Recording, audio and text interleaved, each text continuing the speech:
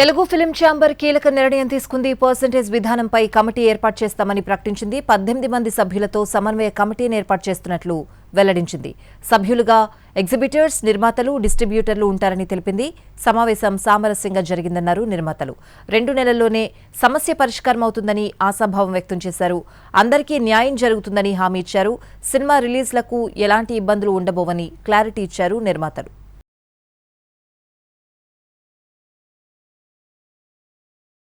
Telugu film chamber కీలక నిర్ణయం తీసుకుంది. పర్సెంటేజ్ విధానంపై కమిటీ ఏర్పాటు చేస్తామని ప్రకటించింది.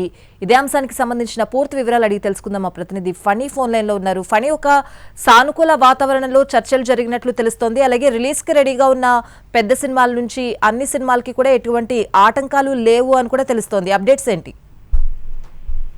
స్వాతి, అంటే ముందు చాలా తీవ్రంగా జరిగినటువంటి చర్చలు ఏవైతే ఉన్నాయంటే వాగ్వాదం జరిగింది వాళ్ళకి వీళ్ళకి మధ్య.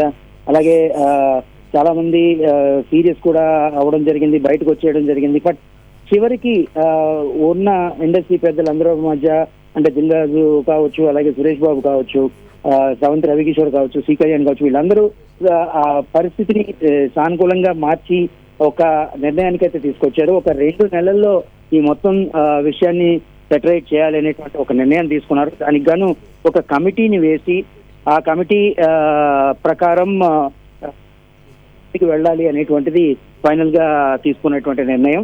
అయితే ఈ కమిటీ మెంబర్స్ కూడా ఒక్కొక్క సెక్టార్ నుంచి 6 చొప్పున సభ్యులు వేయడం జరిగింది. నిర్మాతల నుంచి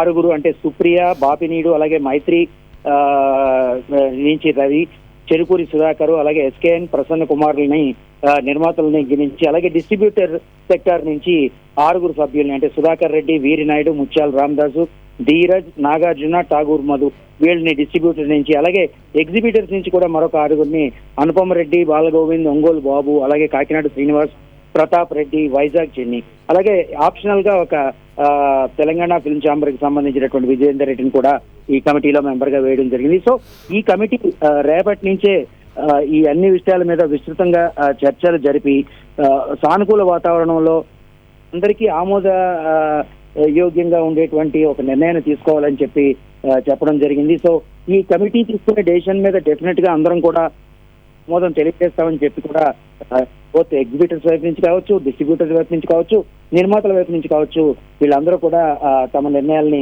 తెలపడం జరిగింది. సో ఈ ప్రస్తుతం రిలీజ్ కాబోతున్న సినిమాలు దేనికి కూడా ఏ ఆటంకాలు లేకుండా అన్ని కూడా స్మూత్ గా రిలీజ్ అవుతాయని కూడా మనకి తెలుస్తా ఉంది. అలాగే June 4th రిలీజ్ అవ్వాల్సినటువంటి పెద్ద సినిమానే వీళ్ళందరూ టార్గెట్ చేశారని నిన్నటి వరకు కూడా మొత్తం అన్ని వర్గాల నుంచి వస్తున్నటువంటి కూడా ఈ రోజు మీటింగ్ తర్వాత అది సమస్యపోయిందని చెప్పాలి. పెద్ద అన్ని థియేటర్స్ లోని, అంటే సింగిల్ స్క్రీన్స్ లోని కూడా వరల్డ్ వైడ్ మొత్తం June 4th రిలీజ్ అవుతుందని ఆ నిర్మాత సతీష్ కిల్లర్ కూడా మనతో ఎన్టీవీతో మాట్లాడడం జరిగింది. Swathi, right Phani, thanks for the updates. Telugu film chamber కీలక నిర్ణయం తీసుకుంది. పర్సెంటేజ్ విధానంపై కమిటీ ఏర్పాటు చేస్తామని ప్రకటించింది. 18 మంది సభ్యులతో సమన్వయ కమిటీని ఏర్పాటు చేస్తున్నట్లు వెల్లడించింది. సభ్యులుగా ఎగ్జిబిటర్స్, నిర్మాతలు, డిస్ట్రిబ్యూటర్లు ఉంటారని తెలిపింది.